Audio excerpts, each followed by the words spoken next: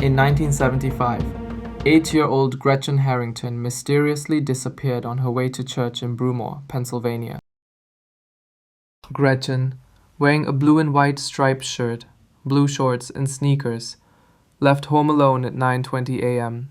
and has since disappeared without a trace. Gretchen left home alone in the morning, usually taking a shortcut across the street, up the hill, and across Lawrence Road to reach his destination. Gretchen disappeared on Lawrence Road, and his disappearance became a mystery that has been buried for many years.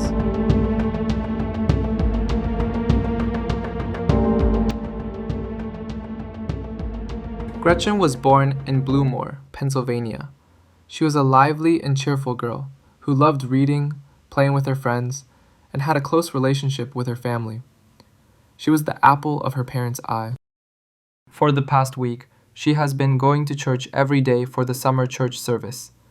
The church is not far from her home, just a few streets away. Normally, her older sisters would take her to church, but on this day, her two older sisters were busy helping their mother with chores, so 8-year-old Gretchen went alone.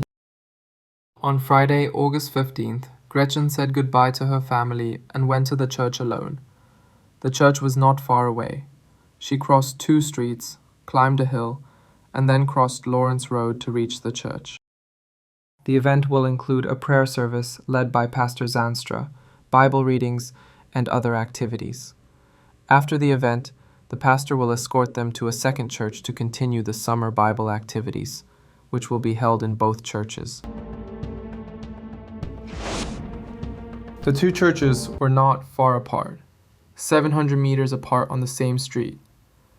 Gretchen's father, Harold, was the pastor of the second church, but Gretchen still did not appear when the time came. Harold, not finding his daughter at the first church, went to ask Pastor Zanderstra, who said he hadn't seen Gretchen either. Harold continued searching along the way, but still couldn't find his daughter. Gretchen had disappeared.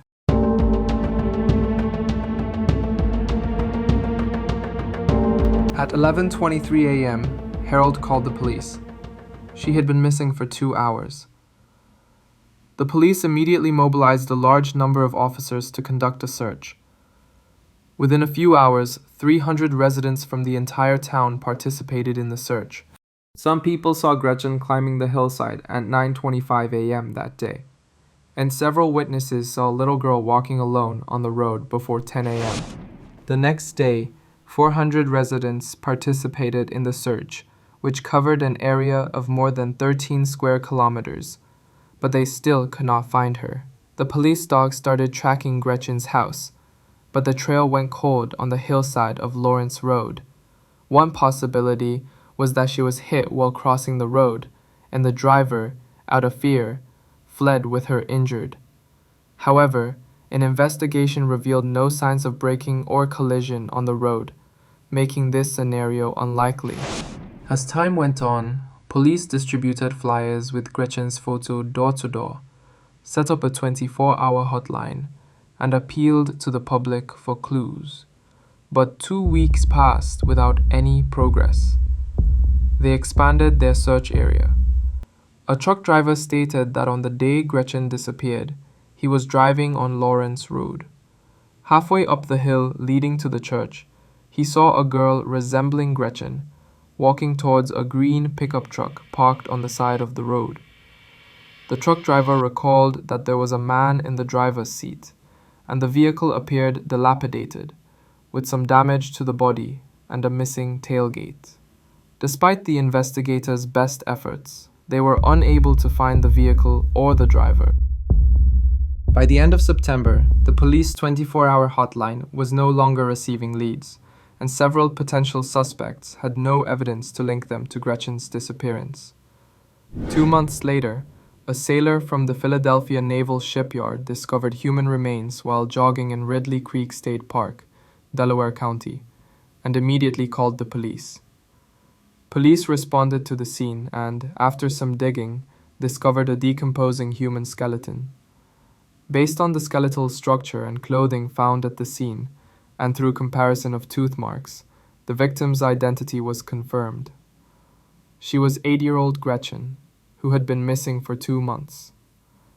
The location where she was found was 11 kilometers from her home.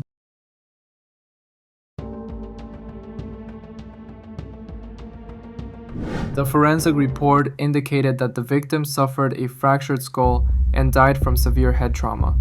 It could not be determined whether she had been sexually assaulted before her death. Police searched the area near the park and investigated individuals with prior criminal records in the area, but still found no leads.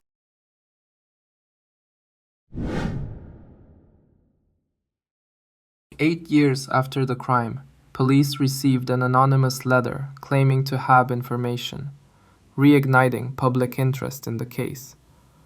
However, the person who wrote the letter never appeared, raising suspicions of a prank. 48 years later, in January 2023, the investigation took a new turn. A woman provided investigators with a clue, suggesting the killer might be David Zanstella, the pastor of the First Church.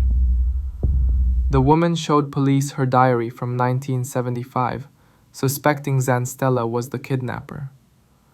At the time of the incident, Zanstella was 35 years old and the pastor.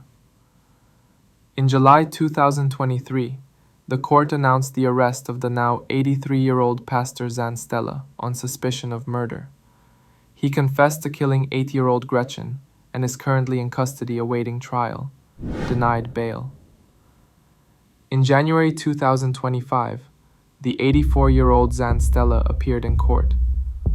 In court, the prosecution stated that on the day of the incident, Zanstella was driving a green pickup truck on Lawrence Road, heading to church. He happened to see Gretchen on the road, and there was no one else around. So he stopped his car and asked the girl for a ride. She agreed, but instead of taking Gretchen to church, he drove 11 kilometers to Ridley State Park, intending to assault her. After being refused, he beat her to death, then returned to the church as if nothing had happened. As a friend of the girl's family, he had even helped with the search. However, a twist occurred in court. Zanstella denied the crime in court, claiming his innocence. His defense attorney claimed that he was pressured and misled into confessing. There was no physical evidence to prove that the pastor was involved in the case. Zanstella was acquitted and released after 18 months in custody. 48 years later, the case remains unsolved, and the girl's life can never be brought back. Zanstella had personally admitted that people once thought the killer had been found, but then the situation reversed again.